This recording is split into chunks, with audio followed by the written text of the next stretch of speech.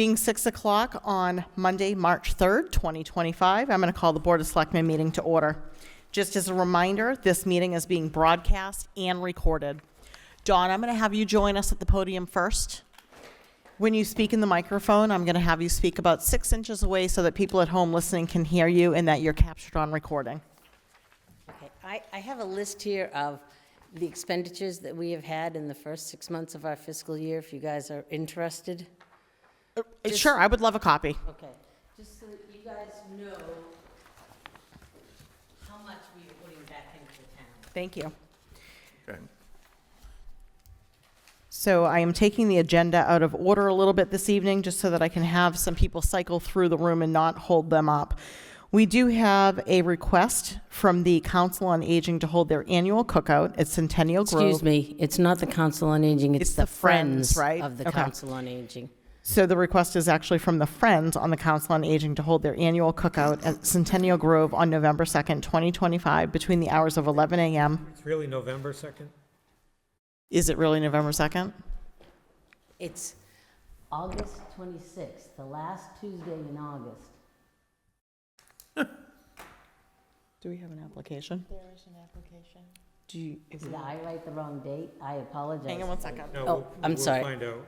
I apologize if I I knew that did. didn't sound right. No, because I had sent you an email about it for the last Tuesday in August. Okay. I have the application in front of me. You are correct. I apologize. So the request, we'll start again. So we have a request from the Friends on the Council on Aging to hold their annual cookout at Centennial Grove on August 26th, 2025, from 11 a.m. till 2 p.m. And the second piece of the request is that the rental fee be waived. So Dawn, do you want to just tell us a little bit about the event? Well, they used to always have a cookout up at the Grove. When the building had to be demolished, wasn't safe, we moved it to Tux Point. We would rather keep it in Essex, and now that the building is close to being used, we're hoping that by the end of August, we'll be able to use it. I realize that we may still be on porta potties. It's not that long. The time frame that I gave you is to allow for the caterers to set up and for cleanup. So the actual event is only a couple of hours. Great, thank you. Does the board have any questions? No. Alva, do you have any questions? I'm thinking, hold on. Is the septic system or the tight tank supposed to be done well in advance of that, correct? No, it's But the not. bathrooms, the restrooms won't be They won't be. ready for use at that Tight point. tank's already in the Yeah, ground. that's already in the ground. Yeah. But there'll be no restroom to flow to. But I was also going to say, I believe the summer camp is done by then? 'Cause The it's a kids Tuesday. usually, a lot of the kids in the area go back to school, and Manchester, Essex is one of them that goes back before Labor Day. That's why we picked that week. So, go ahead, Alva. So I just, no alcohol? No alcohol. My only concern, Dawn, is... Lemonade and water. Lemonade and water. Lemonade and water. As you know, the Good to know. the ground is not, so the project is obviously not done. And I know that last summer, we were very careful to say that there was absolutely no events at the Grove because the footing was so unsteady. We didn't want to have liability issues with anybody tripping. We're kind of in the same boat where it's not complete, right? So the barn is erected and looks beautiful. We allowed ALS over ALS, which was the group of people that actually erected the pavilion itself. We want to make sure they could use it. I myself am in support of the Friends using it. I think it's a great event. I just want you to be aware that the footing is probably still not stable. We haven't put down any seed. We're not at that point because we are going to be ripping up some more of the earth. It's still going to be pretty mucky, and it's not ADA compliant at this point. So knowing all of that is just something I want to bring to your attention, that it's a town department. It is for, the Council on Aging. I am in support of it as long as you realize that it's not going to be completely finished. My hope is that before the event, I can get up there, maybe with Michael, and we can Michael Galley from the DPW, and we can just spray a walkway that is the safest way for them to get there so that people will be safe. I do understand that. Yeah, I want to bring it to your attention that we're limiting how much exposure we're having up there because it is still muddy, mucky. We've not sprayed the grass. We're not watering it at this point. Right. So, And you plan to use the structure? Yes. Yeah. so I will entertain a motion to approve the use by the Friends on August 26, 2025, between 11 a.m. and 2 p.m. I'm going to take that motion first so we can discuss the waiving of the fee. So moved. Second? All those in favor? Aye. Aye. Aye. And is the board in favor of where this is a town department and it's Sure, a yeah. nonprofit? Are we fine with that? Okay, so I'm going to take that as a second motion. I will entertain a motion to waive the fee, the rental fee for Centennial Grove by the Friends on the Council on Aging. So moved. Second? All those in favor? Aye. Aye. Aye. Okay. you're all Thank you set. very much. Thank you, John.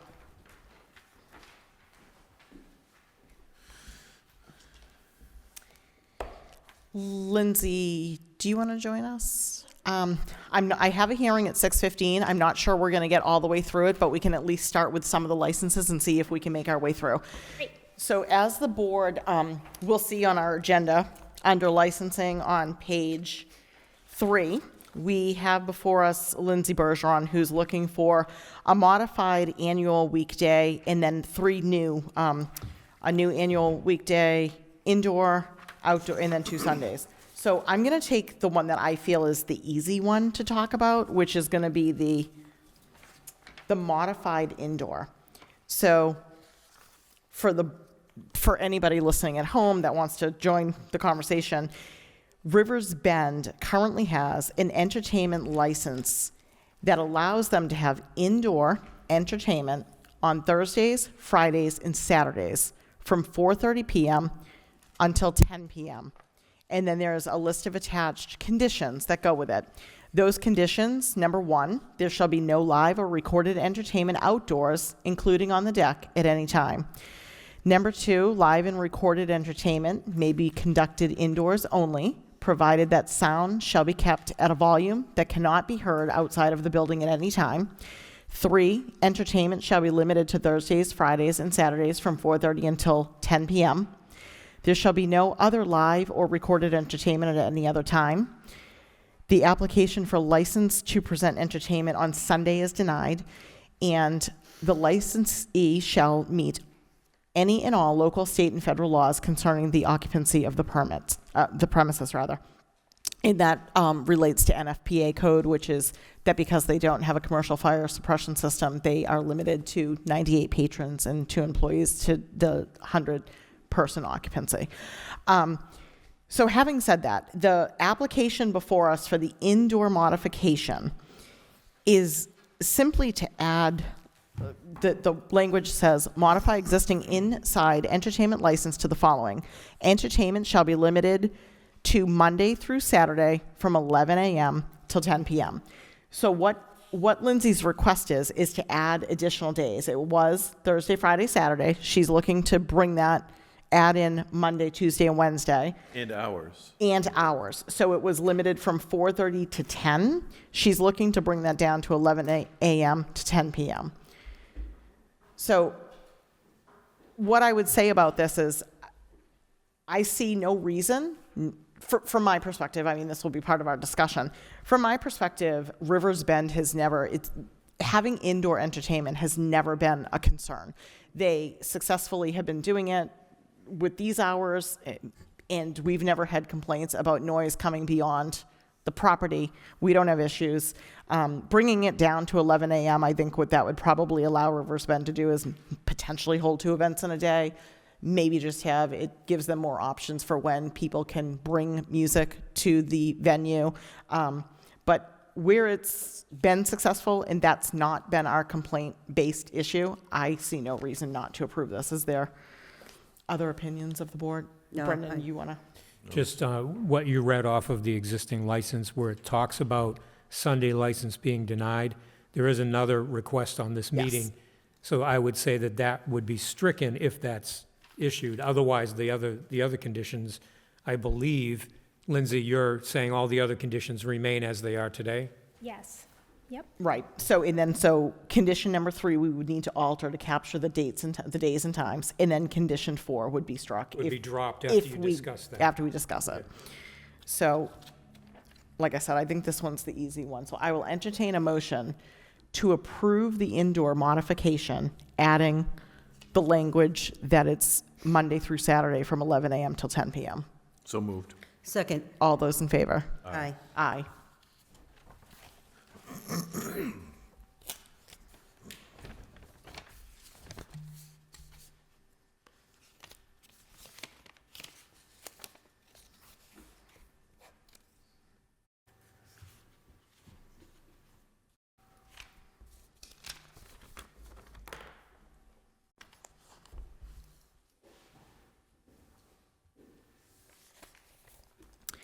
Okay, next is going to be an indoor Sunday. I'm taking the indoors because, again, I think this kind of falls in the same boat. The indoor Sunday says, would like to add Sunday inside entertainment. Entertainment shall be limited to Sundays from 11 a.m. to 10 p.m. inside. And then the second page says, add entertainment shall be limited to Sunday from 11 a.m. to 10 p.m. And she did fill out the required state of Massachusetts application as well. I would say that in addition, we would want to keep the list of conditions, which is that go with the weekday indoor Yep. with the Sunday. So we would strike, so we would leave, there shall be no live or recorded entertainment outdoors, including the deck at any time. And number 2, live and recorded entertainment may be conducted indoors only, provided that sound shall be kept at a volume that cannot be heard outside of the building at any time. And then we'll make number 3 that it's just a Sunday in the hours, and then the number 4, which is no music on Sundays, gets struck Yeah. completely. Okay, so discussion on that? And I don't know if we need to add this, but I'm more specifically concerned, in addition to the music, is people being able to use microphones inside the building too. That's part Which of, is- it's amplification indoors, so that's not a problem. Okay. Is there discussion about the indoor? Just, I mean, so with the others that we've done in the past, the windows can't be open, correct? Correct. These are We- windows and it's doors in- shut. That's one of our Sound rules. outdoors. So that's. No windows are open. Yeah, I'm fine. Yeah. Yeah. Lindsay, there's a conflict on your application, so I'm going to need you to alter this, and I'm going to need you to approve it. You, in one spot, you write 11 a.m. to 10 p.m., and then in another spot, you write 1 to 8. So what is your intent on the indoor Sunday? In your language that you typed to me, think- you write 11 to 10. I think I screwed up, so it was going to be the 11 to 10 for Sunday inside. Okay, so I'm just going to have you alter this and initial it, okay? So I will, and, Was that one the intended for outside? It might have, nope, you write Sunday inside. okay. That's my mistake. That's okay. This one's an easy fix. I will entertain a motion to approve the Sunday indoor entertainment license from 11 a.m. till 10 p.m. with the list of conditions for the weekday, striking number 4. So moved. Second. All those in favor? Aye. Aye. Okay. It's 6:14, Lindsay, so I'm going to have to continue. That's So okay. I apologize. I'm just going to take 1 second till we get to our hearing.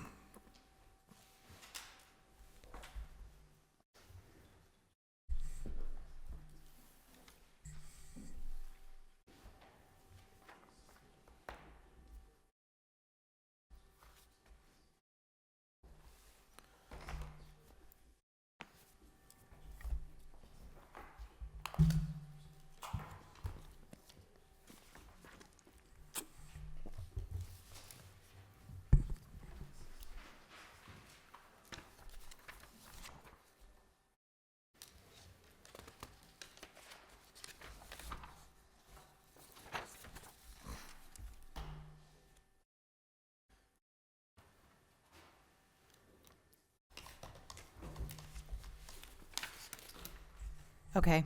Being 6:15 on Monday, March 3rd, I will entertain a motion to open the public hearing for a transfer of license from the Essex Wine Exchange to Marsh View Farm Store LLC. So moved. Second? All those in favor? Aye. Aye. Glenn, and I'm assuming your attorney, if you'd like to join us at the podium, we're going to have you talk a little bit and just introduce yourself, name and address so we can capture that for the record. Great. Good evening. I'm Glenn Warren. This is Bronson Green. Bronson heads up our office, chief strategist, chief administrator, chief, a lot of things. So I asked him to join us tonight. But I'm the owner. My wife and I own the property that used to be the Essex Wine Exchange. Maybe a little bit of introduction about us if you have a couple of minutes. So we first bought a property on the North Shore in Manchester in 2009. Then we bought this farm in Ipswich. It was 2016. So about 9 years ago, we bought a farm in Ipswich. It was part of the Crane estate. So it's adjacent on Fox Creek, adjacent to Castle Hill. And so 5 years ago, we hired a farmer and staff, and we started farming the land and launched the CSA right at the beginning of the pandemic. So we've been through 5 seasons as a farm, all natural farm, all kinds of produce, laying hens, pigs, cattle, you name it. So it's a pretty big operation now. We have about a little bit over 200 families who are CSA members all throughout the North Shore, from Rockport to Wynnum to all the way over to Newburyport. So it's been a really fun adventure for us, and a nice natural extension of that is to have a farm general store. So I think we're actually going to call it Marshview Farm General Store ultimately.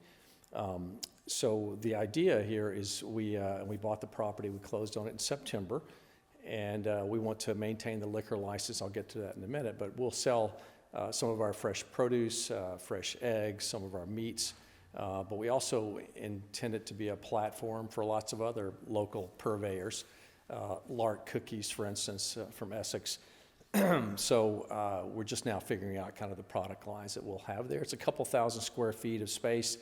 I think the wine beer facing, if you will probably be no more than 10% of the store, unlike what it was before. So we do plan to sell wine and beer as kind of a base load for the store, but the emphasis is really on produce and eggs and some dairy and cheese and bread and lots of other local products.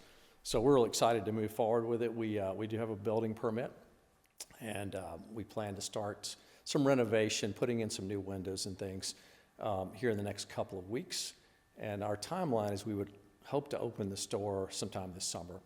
Hopefully by July, we'll open the store for business. So I've taken the TIPS exam, so my name is on it right now, but I will not be running the store. We will hire a store manager, and we just didn't want to start that process just yet, so we don't have that person here yet today. We want to get the renovation started, move the liquor license along, and eventually hire a store manager sometime in the spring to get started on merchandising and all that. So we think it's a really exciting thing for Essex to have a local produce store right here in town and on the Causeway. We love the North Shore community. We're investing in a number of different ways across the North Shore. Plan to be here for the long term. We're residents now, and we have property both in Manchester and Ipswich. And certainly would welcome the Selectmen if you'd like to take a tour of the farm sometime to see where all this is coming from. We'd really welcome that. Great. Thank you so much. So before us, we have the application. I've done my due diligence. I've read every word of the application.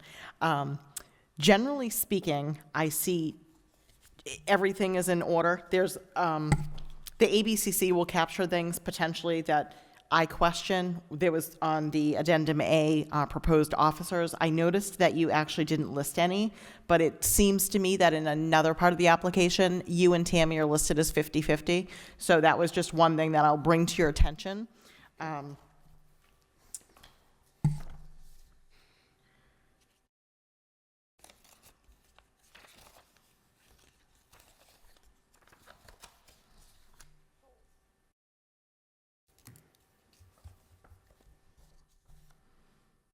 That's actually really the only comment I have for you. Great, Does the thank you. board, yeah, no, I mean, honestly, very thorough application, really well done. Everything is in order. Usually I have, the board can attest to the fact that I usually have 1,000 questions. And you laugh, but you know it's true.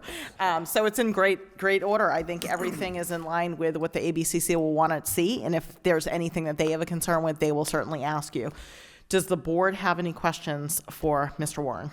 So just, you're gonna, not open until April. Is that kind of when the farm will start producing? That's right, and the store probably will not open until July, I'm guessing, just to give us time to get the renovations done, hire a store manager, acquire our initial goods and all that. But we start producing at the beginning of June, so we distribute to all of our CSA members starting beginning of June. And we go to a lot of the local farmers markets. I think last year we were participating in 5 farmers markets from Rockport to Hamilton. Ipswich has a couple, so we did those, yeah. And the meats and cheeses and things like that, you go through the regular Board of Health process for Right, all of exactly, that. yes. Is We have that- not begun that yet. Will that be part of the initial offering in July? Do you think the meats and such? Yes, I think the meats are all USDA packed and all that, so that Yeah. shouldn't be an issue, but Yeah. we definitely will be contacting the Board of Health and going through all that process, walking them through the floor plan and all that, so. Sure, okay. We do not plan to, we will not be preparing any foods on site, so there's not a kitchen. We do plan to market prepared foods, but done somewhere else, off-site. And I guess I'll just, since we're talking about opening in the store, I just want to make it clear, in looking at the application, you've not sold alcohol in the past. So I want to make sure that I bring to your attention that the alcohol sales are to be consumed off premises. So you would sell them and people are going to leave. They're not to be consumed on premises or consumed outdoors. We don't have seating at that particular location. And if we were to do things like that, that's an alteration of premises. And there's a whole nother path that we would go down. And also, once it sounds like we'll approve this tonight, once this is approved this evening, when you do name an actual manager, we will hear you back before the board to do another change of manager. But I just Absolutely, want to make yes. sure that we're on the same page. So if there's no, One last Alva? question is that, is it going to be called the Marsh View Farm Store? Marshview Farm General Store, I think General is going to store, be the branding on it, that's right. We'll have signage and all that. Perfect, thank you. Thank so you. I will entertain a motion to accept the transfer of license and change the manager. So the transfer for the annual wine and malt package store license from Devonshire Wine LLC, DBA, the Essex Wine Exchange, Declan McClug, manager, at 91 Main Street, to Marsh View Farm Store, Glenn C. Warren Jr., manager. So moved. Second? All those in favor? Aye. Aye. Great, thank you for your time. Thank you. And can I just ask, if they are doing, selling beer and wine, will they need a tips person, or because they're not serving? So Glenn is tip certified, and then whoever the new manager of record becomes, when they hire that person, they will be required to be tip certified as well. Right, Perfect, thank you. thank you. Thank you.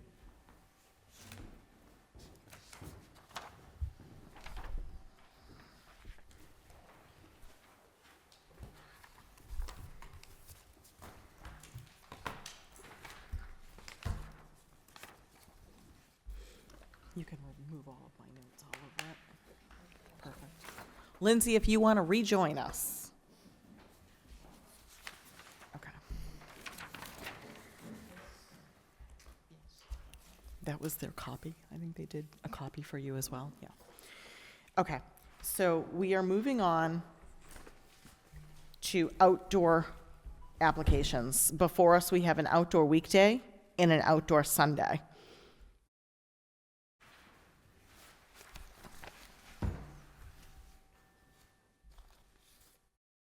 I'm going to start with the outdoor weekday. So she writes in the detailed description, see attached. On the front of it, it's from 1 p.m. to 8 p.m. And the language reads, this annual weekday / Sunday, because she's using the same terminology for both so that they mirror each other. So this annual weekday entertainment license is granted to be exercised within the confines of the so-called lawn and wedding knoll on the property located at 35 Dodge Street, which tent shall be positioned in the approximate location shown on the attached plan or drawing on file, which is in the same spot every year, correct? Yes. And inspected by the building inspector. They do pull a permit and they do have that inspected. This license is subject to the conditions set forth in the key elements to be reviewed section of the board's policy concerning the issuance of entertainment licenses, the policy, attached hereto and made part hereof, which include but are not limited to the following. Outdoor entertainment is limited to unamplified acoustic music not involving significant elements of percussion or horns, provided, however, that the applicant may use a speaker. Can we capture, I'm going to ask if we can capture Bluetooth speaker as we've been historically approving, okay? So we'll talk about that, but it does just say that the applicant may use a speaker for 1 hour or less for the amplification of individuals' voices, string instruments, keyboards, and recorded ceremonial music during weddings or similar events. Number 2, the entertainment will not be audible beyond the boundaries of the licensee's property. And number 3, outdoor entertainment shall be limited to the hours of 1 p.m. to 8 p.m., and the duration of the entertainment within that window shall be limited to 4 hours. Notwithstanding the foregoing, the applicant may apply for an exemption from the above referenced permit limitations for specific events, which will be acted upon on a case-by-case basis, and such application for exemption must be received by the board at least 30 days prior to the planned event. Applications will be acted upon by the board in accordance with the procedure for review section of the policy, and the applicant must demonstrate that the requested exemption is consistent with the criteria in the introduction to the policy. Please be advised that this is not a permit to serve alcoholic beverages or to allow others to consume alcoholic beverages on the licensed premises. The service of alcohol at any given event must be separately permitted by either an annual or a one-day alcohol license specific to the venue. So she's basically requesting what we've been approving. So this is our policy being laid out as part of her license, requesting what we're saying we allow. But the board has been, for the last year or two, approving the 1 hour by Bluetooth speaker. Yeah. I think that from what I'm seeing and hearing, it's been successful. We've not received complaints in the last 2 summers. I have stated at several different selectmen's meetings that actually that 1 hour Bluetooth speaker has been successful because we've been receiving emails of gratitude that the residents in that particular area have had peaceful summers, actually. I did, just so that I want to make sure that I bring to the board's attention, I did actually meet with Lindsay, and we had a conversation about one complaint we had, which was what sounded like metal clanking, and it was actually the chair company coming to pick up the chairs late at night, and the residents could hear the clanking of the metal hitting each other as they were picking up the chairs. So I just said if we could try to make sure that the chair company picks them up earlier in the evening or maybe the next morning, and she did inform me that the Get owner... very concerned because they get dirty, the birds get on them, and so yeah, the guy came. He just doesn't, he's like, they're a pain to clean, so I wanted to get them out of there. Yep. So she's been aware of any time I get a complaint, I do reach out to Lindsay, and I make sure that she's aware so that she can remedy it, so that But we're it's... talking something that took 30, 40 minutes tops. Right. I'm full disclosure, want to make sure that the only complaint I received was the clanking of metal. I addressed it with Lindsay. It's been remedied. So I think that what she's asking for, my request would be that if she's comfortable changing, she only has, it says may use a speaker. I would like if she's willing to insert the word Bluetooth, since that's what we've been allowing. Versus... Can I say something? So my only hesitation on that is we once had a DJ show up who had a speaker, and I just don't want to be caught on... Yeah, I would say Bluetooth or a small speaker. Yeah, I don't want to be out of compliance because of something like that. And I'm just trying to cover my bases that however they're piping the wedding march song through, it could come in on a speaker, right? And Bluetooth could be obsolete and, 5 years or whatever. And honestly, it doesn't even mean that that speaker isn't Bluetooth, because I feel like today's technology, everything's Bluetooth. Right. So how do you want to capture I it? would say Bluetooth or small speaker. So are you comfortable altering this to say Bluetooth or small speaker? Yes, Okay. I just don't want to be out of compliance. You know me, I like to follow the rules. And each event will be required to get an approval from us? Is that what I heard you say? No.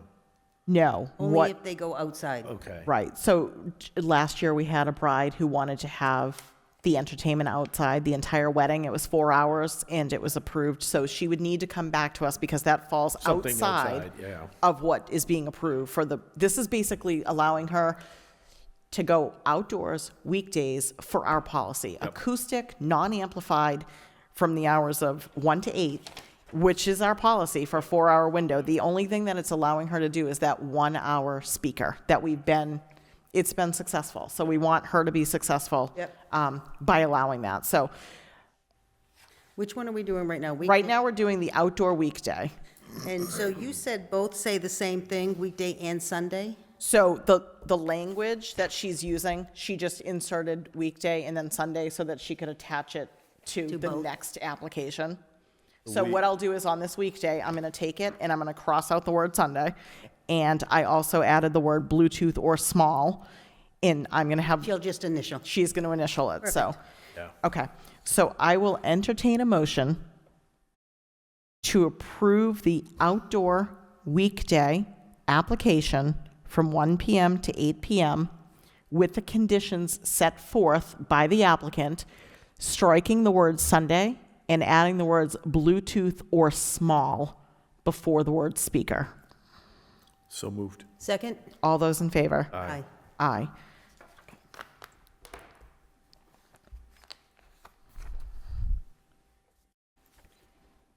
Okay, so next we have an outdoor Sunday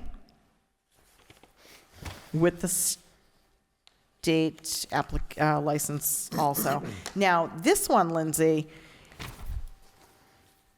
I will comment that I have concerns about the front page. So in the language that I just read, Yep. the attachment, it says 1 to 8 PM, 4 hours max with that 1-hour speaker that we'll add.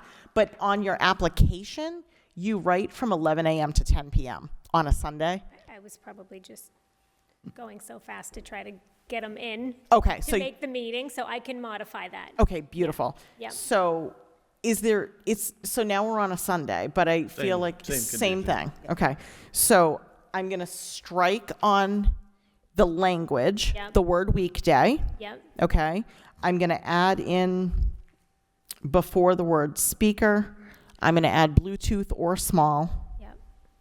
And then 1 to 8. And on your application, I'm going to change this to read 1 PM to 8 PM. Yep,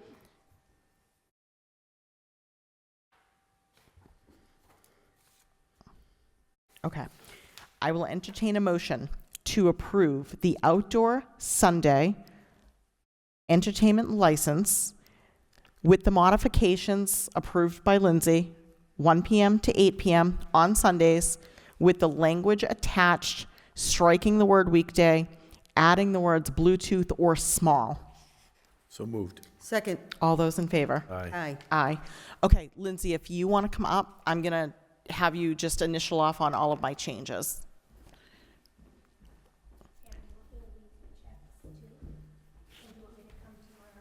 So if you can initial there. Initial there. Do you want to just send her an email when she should come back and?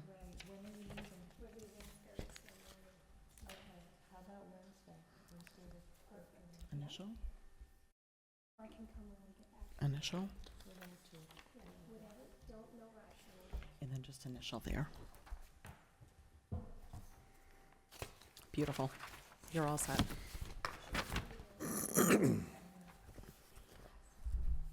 Thank you, Lindsay. Have a good night. Okay. Sergeant Shamshak, do you want to join us at the podium?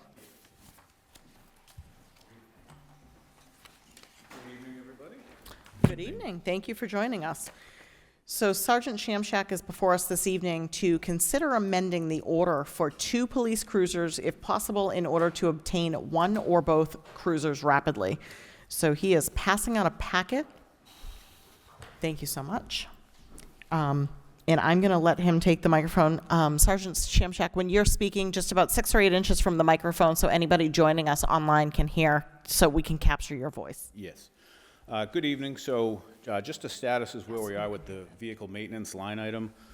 As of January 8th, we were at 130% of the budget for the year for vehicle maintenance.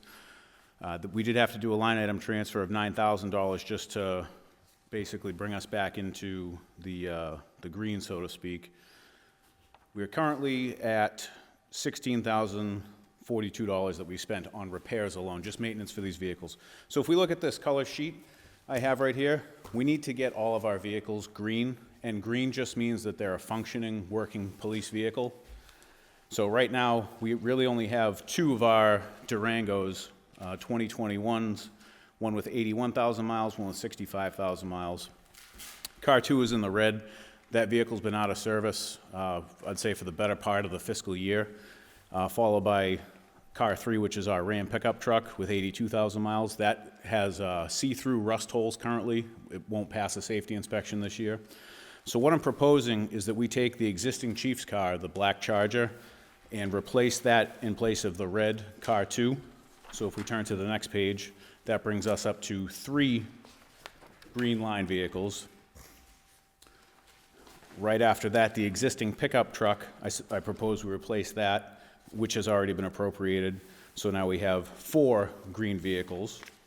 Now, we still have the mileage and age issue of the 2018 being currently at roughly 70,000 miles.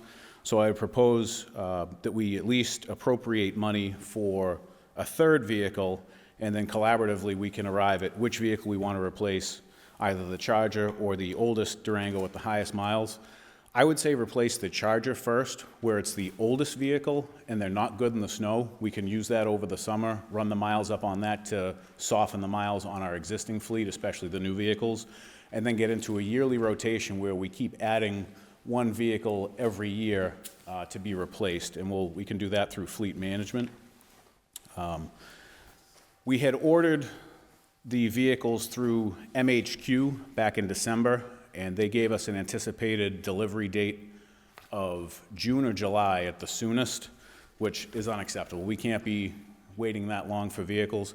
There are some nights now that we may only have 1 working vehicle for town based on just other routine maintenance, whether it's brakes, oil changes, et cetera. So we really need to put public safety first here and get in the green with all these vehicles. Colonial Motor Group, they have a 2025 Ford Interceptor administrative package vehicle that would replace the chief's vehicle on the lot. I went there on Friday on my own time and physically saw the vehicle. I met the sales manager, John Welch, super helpful guy. That could be delivered to us within 30 days. He does have other vehicles, the F-150 Responder, the 2025, that's supposed to be arriving this month on the lot. They have a bunch of those on order. But he also does currently have 2025 Interceptor SUVs, which we had also appropriated. I stapled the 2 quotes together. Colonial was able to beat the state bid price on the F-150 truck by $757. And then on the utility vehicle, he was able to beat it by $1,578, which was less. So even just by going to Colonial, we're saving a lot more money. So if we go this route, it's faster, it's easier to get, it's sooner, and it's in line with our vehicle maintenance and fleet management goals. And Colonial is on the state bid as well. Colonial is, I confirm that, yes. Do you have anything else to add? No. Okay. Does the board have any questions? Just, Colonial can outfit the vehicles just with all the police stuff? Or Correct. is that done? Yeah, I was in their shop. They have a whole team of employees working. The vehicles are there, and they have most of the equipment in stock, which is why they're able to build them on site with a much quicker delivery time as opposed to MHQ. MHQ, I spoke with the sales manager after playing phone tag. they're not even going to start to build it until June, whereas we could receive one of these within 30 to 60 days. Yeah, what's the timing on the second one? Second one would be no more than 60 days, according to John Welch. So we could do one vehicle right now, have it within 30, and then get the second about 60 out. And then, depending on what we want to do with a third, once it's appropriated, we could either order it right away, wait till after July 1. It's whatever we want to arrive at collaboratively. Any penalty for canceling HMQ's order? No, I spoke with Brian Smith, their sales manager, on Friday. He was a little hesitant to lose the sale, but he said we would be able to cancel. And there's actually a clause in their contract that says that as long as they haven't started building prior to 60 days prior, there's no penalty. Great. But Sergeant Shamshak had already looked into all of that. Yeah. So, and I can attest to the fact that last Thursday evening, I believe it was Thursday evening, we were literally down to one police vehicle, and that police vehicle was the Charger. it was actually the pickup truck. Of all vehicles, it was the one that they were trying to get replaced last spring. So it is public safety, and it is basically it's no different than needing their firearm. They need a vehicle to get to, Sure. to respond. So it's extremely important. I'm 100% in favor of moving forward with Colonial. They've been extremely responsive. They've been super helpful. There are actually people in the building when Sergeant Shamshak showed up to speak with somebody. He sent us a video that was pretty funny from MHQ where he was in the lobby actually calling out and nobody was there to speak with him. So they've been lacking customer service, to say the least. So how does the board feel about modifying the orders and going with Colonial? I'm fine with going with Colonial. It And seems we're to make fine the with- most sense, and it's cheaper. One of the other things that we need to talk about, because I want to make sure that we have full disclosure, is that when we appropriated the funds at Fall Town Meeting, we talked about these being 2 painted line vehicles. What Sergeant Shamshak is proposing would now be a small change, which would be that we're actually we're bringing in the executive package, which is the chief's car, and moving the Charger to a fleet car, to one of the patrol vehicles. So it is a slight modification. So I just want to make sure that we still need working vehicles, but it is a slight change. I'm sorry, so the 2 vehicles that we're looking at purchasing, it's the same that we voted on prior with the Finance Committee, correct? Okay. Correct. We're still getting a Ford Interceptor Yeah. and a pickup truck. The Interceptor is a Explorer. It's an Explorer. Yeah. Yes, it's just the police version. So it's still the same 2 vehicles. The difference is that the one that's going to be coming, that's the Interceptor or the Explorer, that's going to be a chief's car. And then what will happen is the chief will drive that for a year or 2, gently like a baby, and then that will rotate into the fleet. And then another vehicle will be purchased, and then that'll rotate in. Chief Silver, oh, yeah, good. Go ahead. Chief Silver actually did that with one of his Crown Victorias, because they're the same vehicle, it's just whether or not it's marked up, if it comes with a cage. You can always add that stuff later on for short money at the end of, fiscal year if you had money left over. Perfect. And the 150 responder truck was replaced or replacing the existing truck. It's unmarked, but it's still the police package vehicle truck. And how different will they look compared to, and I probably should have asked this last time, to what we have right now? Are they still going The Interceptors it'll be the same color scheme. It's just, Ford versus Dodge, still an SUV style vehicle. to? Thanks. Okay. So I will entertain a motion to approve the request to to cancel the order with MHQ and to order 2 police cruisers from Colonial. So moved. Second? All those in favor? Aye. Aye. You know what, actually, let me ask you this question, because I actually just made a motion to cancel the order with MHQ, but I'm not sure that we're going in that direction, right? You're going to consider leaving the order open and having them not fill it? So for the third vehicle, yes. Colonial has them on the lot. MHQ does not. So we could potentially, we don't want to burn any bridges with the supplier, but we could say, once we appropriate the money, we could, seek to purchase the third vehicle from you. Okay, so we're not going to cancel it. We're going to leave it on hold. They'll start building at the same time that they were planning to, is that correct? They wouldn't start building it until June anyway. So Yeah, that's- if anything, it all, yes. Yeah, that's why I just wanted to make sure. I'm asking, because you said 2 cruisers in the motion. It's the, okay. Let me I want to make restate sure, it. because it's Not a cruiser. No, it's not a cruiser, it's a responder. Okay, I'm going to restate this motion because Town Administrator Zubricki's making sure that I do this right. So I will entertain a motion to place the MHQ order on hold at this time and move forward with ordering the 2025 Ford F-150 Responder and the 2025 Ford Interceptor. Admin. So moved. Second? All those in favor? Aye. Aye. Okay. Do you have anything else for us this evening? Thank you very much. Thank you. Have a Have a good good night. Thank you, too. You can have that.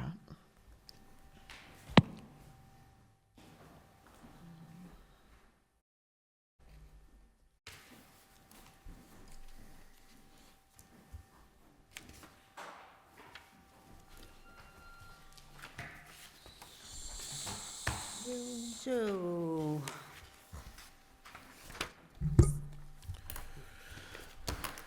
Did you have a question, Alba? so I don't see a discount on the chief's car, so I guess that would have been the same, or we didn't know what it would have cost from MHQ. It wasn't, MHQ Correct. didn't spec that car Yeah, okay. originally. Okay, I will go through the other business because I think that'll be quick, and then we'll do the administrator's report at the end. I will entertain a motion to approve the weekly warrant in the amount of $323,227.04. So moved. Second? All those in favor? Aye. Aye. I will entertain a motion to approve the minutes for the Selectmen's February 24th, 2025 open meeting and executive session. I'll recuse myself since I wasn't at the meeting. So I'll make the motion. Second? All those in favor? Aye. Aye. Brendan, if you want to tell us a little bit about the trustees in the grant funding to replace the culvert on Island Road. So we were just provided some information from people that are thinking about it, and Kevin Cook, who is one of the co-chairs of the Conservation Commission, forwarded us this information. Ipswich River Watershed Association indicated that they would like to see something done with that culvert, or at least forwarded this to us. And the trustees are in support of it as well. They don't have outright funding for it, but they would be interested in helping with a grant application if some type of a grant could be identified. And so this is simply the board's initial I guess, take on whether you want us to look into this. Because it will come back to you for a grant application if we do identify a suitable grant program. It was, that culvert was enlarged about 25 years ago with some NOAA funding, I believe. And they've done enough groundwork to determine that it's still not large enough at this point. This is what's being suggested to us. And I mean, obviously, a full grant application, you'd have to demonstrate that, or you're not gonna get the grant, Right, so. right. So, and I'm just a little bit confused with the relationship with the trustees. I mean, I know that they own part of the other lands that are out there, but I didn't know on Island Road that they owned any. Back behind, they own a big chunk between the golf course and Lowe's Island. I don't know where their property actually ends. Behind the golf course, Cape Angle? Yeah, between the golf course and Lowe's Island, they own property over there. But I don't know how far towards Island Road it goes. Yeah, that's what I was a little You bit, could probably look it up quickly enough. Yeah. What I can tell you is that at the last Conservation Commission meeting, when I was sitting in the meeting, there was I believe she's a wetland scientist. Her name is Mary. You probably know her. Oh, yeah, Mary Rimmer. Rimmer. Rimmer, yes. She was there, and she was there because of the marsh restoration project. And while they were going through the discussion, there were many different wetland scientists that were on the phone. They were participating via Zoom. And somebody had recommended from the audience that that culvert be looked at, that apparently Island Road residents are having a problem with the culvert. Mary said that it was identified as being undersized and problematic, and that she does agree. She said to the commission, I do agree that that culvert needs to be enlarged. It's significantly undersized and needs some help. She said, but that is not part of this project. And so Kevin had suggested, well, could we add it? Because, piggybacking on this project would be amazing. And she said, The state doesn't allow you to do that once the project has been identified, because then people would try to piggyback on top of all sorts of projects and have the state pay for these things.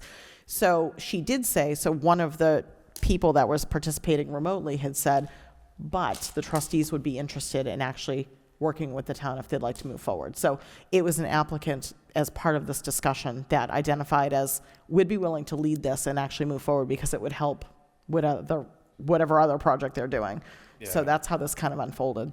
Yeah, no, I think it makes sense. I just didn't know that it was that undersized, but if it is, and, they need to find, like you said, money for it, and it would probably be DER or somebody in the state, and they'll scrutinize it pretty well. So, I mean, if it's gonna be helpful, it'll be helpful, and I think it'll alter their project, which is a hydrology project, so,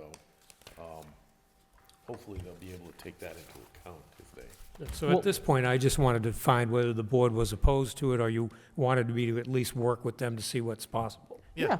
And I think also if they're willing to take the lead, it takes something off your plate. Yeah. So, yeah, I think I it's just great. don't want our hands tied. Right. Yeah, no, I think it's great. And then, Brendan, if you want to give us some information on the 15 Middle Road tight tank. It is going to be tabled tonight because we do not have all of the information. They thought they were going to have it to us, but they don't, so probably come to you at the next meeting. Okay. Basically, though, it's just every time a tight tank gets put in on leased property, the selectmen have to accept it, and so it's a specific document for that. Great. And next is consider appointing a delegate to the Community Preservation Committee. Did anybody have any feelers out there or hear anybody interested yet? Did the CPC come to us and ask for selectmen, or is that something that we want to do? You in the bylaw are identified, but since none of the selectmen necessarily want to serve, it says you could also select a delegate. Yeah. Or not, Or not, it Or can not, sit, yeah. but they'll have an empty seat. yeah. So we'll table it and bring it back and just keep trying to speak with our constituents and see if there's somebody I interested. mean, you said it was like twice a year. It's usually Yeah. before annual and fall town meeting.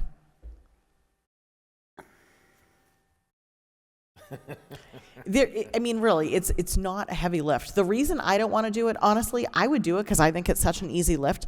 But is. I'm the chair of the Affordable Housing Trust, Right. and I know that I'm going to be going before them for money. So I don't want to lock myself out of, and honestly, there's a chance we would go before them twice a year for money if we get to the point of identifying some projects. Let's table it for right now, since I'm inflexible. We'll bring it back We should again. think about projects that the board would be involved in that would rule us out of voting, because there are some that come before us that. But she we're could involved. recuse. I mean, I have a know, really but then- tight tie to that. Yeah. So, Yeah. okay. Next, also need some information. Discuss a request from Annie Gonzalez to rent parts of Centennial Grove for her wedding on September 13th. Well, Pam has the information on that. Did she not send anything additional? Okay, Don't so know what parts. she made an initial contact with us and said, I'll give you more information, but So that's tabled. I wouldn't have even it. table it. I would. Yeah, and she's not online. So I wouldn't even table this. I would honestly remove it. And if she wants to pursue, we'll wait for an application to come before us. Okay, so we're going to not even table that. We're just going to remove. So did she contact us via email, and should we send her a reply that says, we need the application in order to have the Board of Selectmen approve? She spoke with Pam directly, a conversation through the office, and was going to get Pam more information. So maybe she found a better deal, Maybe.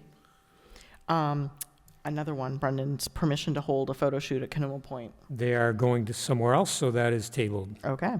Any items that couldn't be anticipated? I have none. Okay.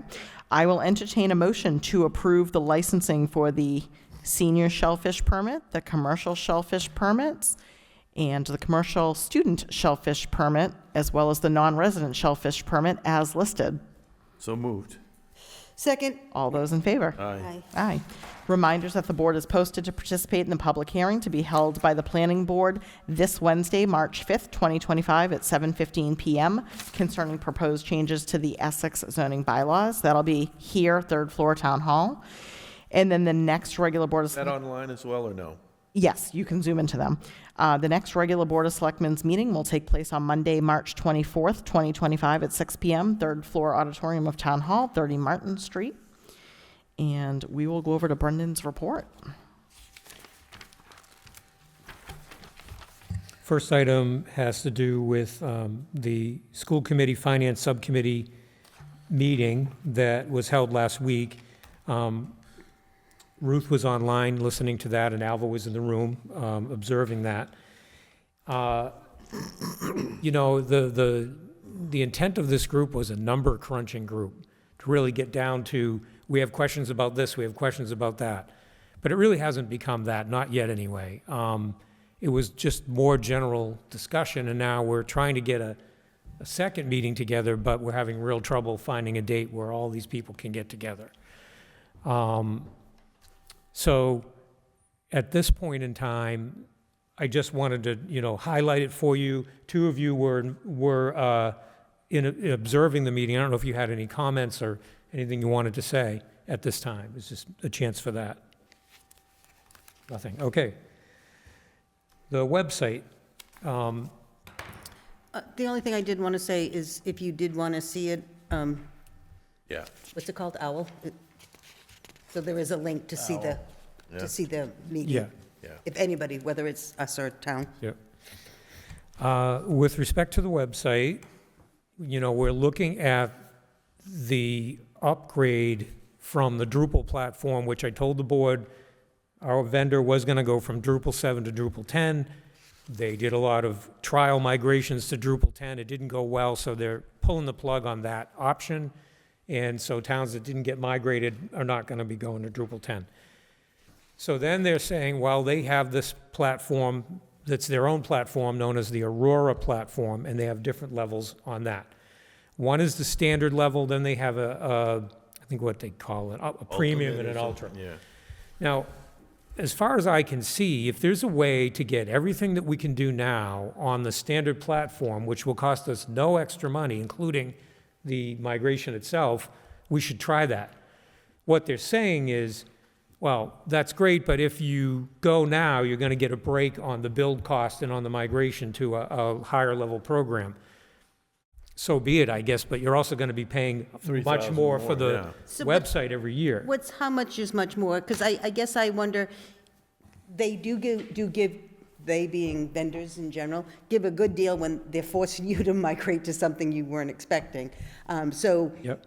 you know. So it's is this- $57.48 if we stay with the migration to their standard product, which is what we pay now for the Drupal website, and it's $92.48 for the new platform. The premium. No, it would be extra for Ultimate. That's for the, yes, that's the premium. And then more for the ultimate. Yes, more for the, because it's Ultimate, you know. Yeah. So, okay, so maybe you know, you're leaving that deal behind, but if I can get confirmation, and I've sent him another email, I haven't heard back yet, that every little thing that we do with our website right now can be accommodated. It won't look the same, because there's only 6 buttons on the 5 templates you can choose from. Right. But then at the bottom, there's 9 different quick links that you could use and rewire for what we want to do, and they still have the banner across the top, Yeah. which has 4 spots and a home button, but you don't need that. So, I think we need the premium functions. You know, I looked at a couple of the small towns and it's, you know, I mean. you they had do to- things like, Yeah, they have you a had to bid, hunt. a bid package, but we don't need that. We don't do that often enough. Yeah. So my recommendation is to go with the standard if we can get everything that we have now. Same price. Yeah, it doesn't go up at all. My only thing is if the premium gave us something more, maybe we're not doing it now, but hey, if we could be doing it, would it be a benefit? We're talking less than $4,000. That would be my only thing. If there was something there that we're not able to do now, Yeah, because for the premium, they offer about half of the things that they offer on the Ultimate, but they're all over and above what we have now. And those things are like, okay, it says right here, the standard.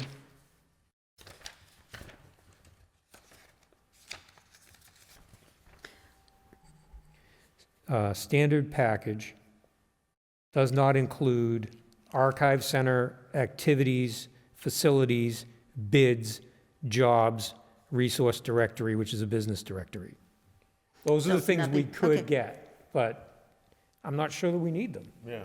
Well, we don't have them use that now, stuff. so, No. no. And so the one thing I really am asking him detail on is we have not just one calendar, we have a calendar for every meeting space. And if that can't be duplicated, I might be coming back to you to talk Right, about it again. right. Okay. So I will entertain a motion to upgrade to the standard website package running on the Aurora platform and use it for a year or so to determine if any other functionality is required. So moved. Second. All those in favor? Aye, Aye. Aye. So long as we can do at least what we can do now, yeah. which I'm verifying.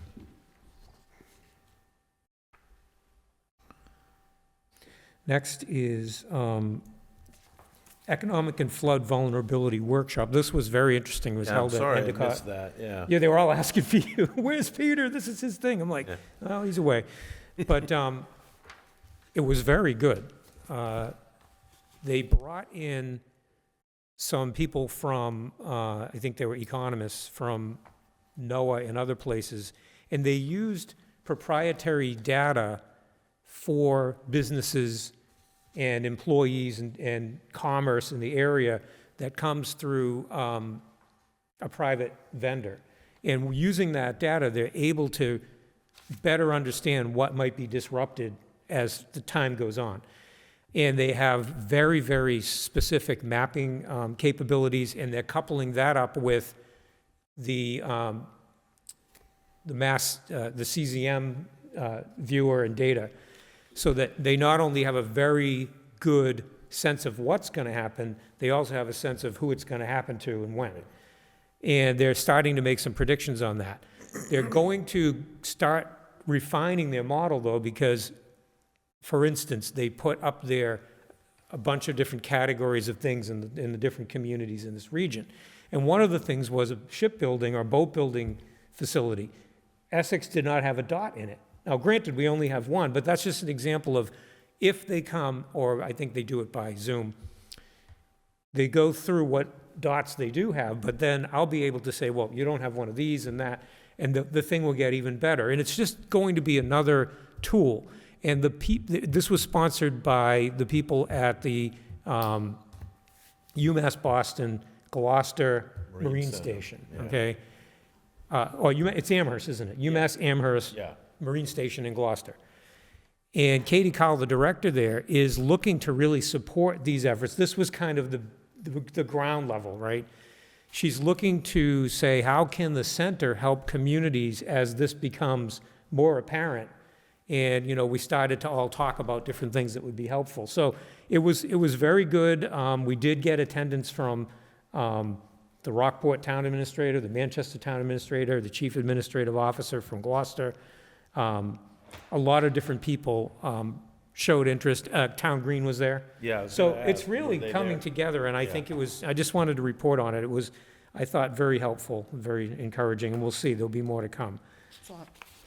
So next is the review of the draft annual town meeting warrant, and I have two comments, but I'm not sure we need to go article by article. We probably don't. I mean, I dropped out the couple of articles that you suggested I drop out last time.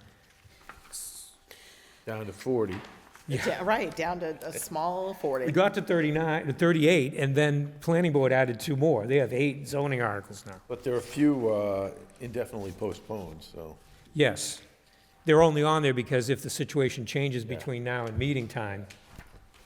So I actually only have one request, if the board is not opposed. I would like to take Article 30 and put it just before Article 6 and shuffle the articles. Move everything back? Yeah, I want to take Article 30 and make it Article 6, and then move all of the rest, just shuffle them all by an article number.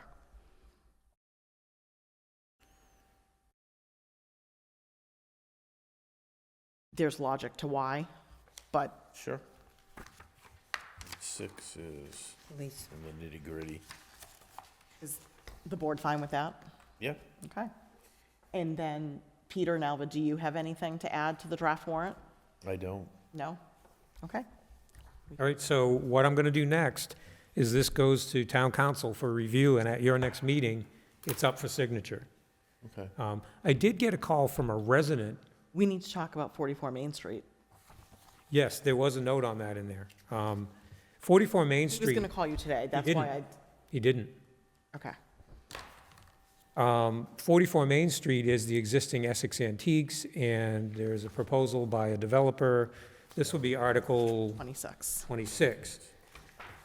And the question for the board is, do you want to have this on the warrant if the developer, he's looking at 2 affordable units, but right now he's not looking at 55 plus. And he's talking about at least 16 two-bedroom units.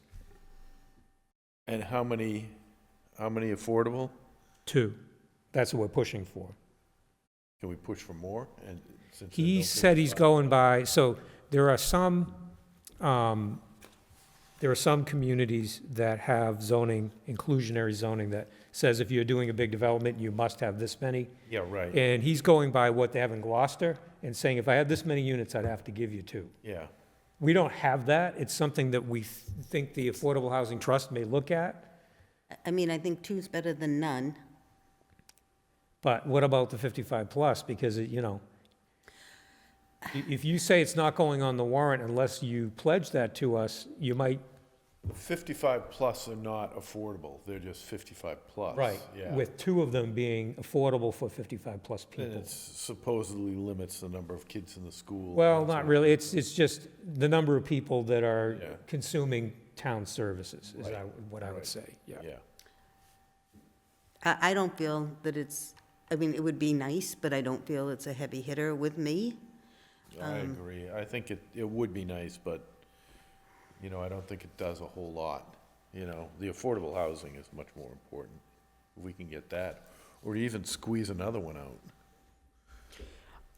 I guess if it's going to stay on the warrant, we still don't have a true commitment No. to the 2 units. No. So I say that we need something in writing by the next meeting Yeah. to determine if it stays on. Because at this point, if it sounds like you're both fine with not wanting over 55. I know that I'm 100% in favor of over 55. But if you're both not on that same page and you're looking at just the 2 affordable units, it feels like we need to have that in writing. I don't want to lose a sale for a resident because the person walks away. I feel that, I guess we have to fight earlier. Or And it's maybe making housing. a policy, I don't know. I don't know what we can do to protect ourselves. What do But we- like BZ said, if there's 2 units, even if the person's over 55, they could still have children. Maybe they're grandchildren, but they could still have children. Sure, it's not about Right. having children, not having children. My vision is step-down housing. We have a lot of people that live in Essex that are over 55. They live in single-family homes that are really expensive, $900, $1 million, and a lot of them can't really continue to afford the taxes or just the upkeep. They're getting too old for the upkeep. This could be a potential awesome opportunity for step-down housing. So your normal resident sells their $1 million home in Essex. They then buy a condo for $500,000. They pay it in full and still have some savings to live off of. So I was thinking more step-down housing than I don't know if it anything. will be, though. I Yeah. mean, how much of a step down it I would don't be, know. I don't know what it's going to look like. Yeah. The affordable will, but So at this point, the board is saying that you're in favor of it showing up on the final warrant, so long as we get something in writing that at least 2 units well, the 2 comes from Gloucester, right? comes from, Other communities. yeah, think he's it comes from using the that fact as that a 16 sizing it up. But, Right? What's that? Doesn't it come from the fact that there's 16 units? and a Yeah, the certain number of units. percentage? Yeah, so I think Yeah. it's 10% is kind of the normal inclusionary zoning. That's kind of the standard Higher for than that. development. I thought it was higher than 10%. I thought it was, Well, I mean, we can, if you 20%? want 3, then we can try to push for 3. I don't know if he'll do it, but. well, we've got to, what format do we need the agreement that he's going to do any affordable? Well, What- it doesn't, I don't think there needs to be anything really formal beyond him signing it, because we can make in the motion the sewer flow contingent on what gets built has the 2 units. Right. Yeah. And then that's town meeting only giving that ability if those units are put in place. So it jeopardizes the whole project if they're not. Have you had a chance to look at what other communities require I could, for I could affordable? look at smaller communities Yeah. to see. I think there's a state guideline for it, you know? I can find out. I mean, at this I'd point, like to, I'd Yeah. like to do whatever, get whatever we can for affordable I'll get you the housing. data, I'll put it on there. If at the meeting where you're gonna sign it, you don't like it, and hopefully I'll hear back from him as to what he's willing to do, Yeah, then you could always vote to sign the warrant the next day with that gone. yeah, yeah. So that's okay. I'll find the information and provide it to you even in between, so you'll know before you even get in here. Okay.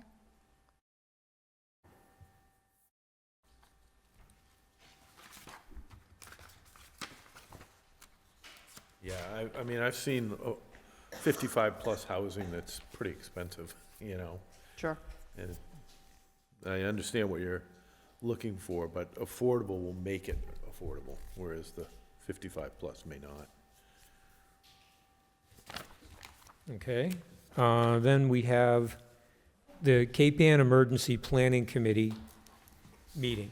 So we had a group known as the Cape Ann Emergency Planning Team for many years, I think at least 10 years prior to COVID. And then COVID hit and we didn't have our monthly meetings anymore.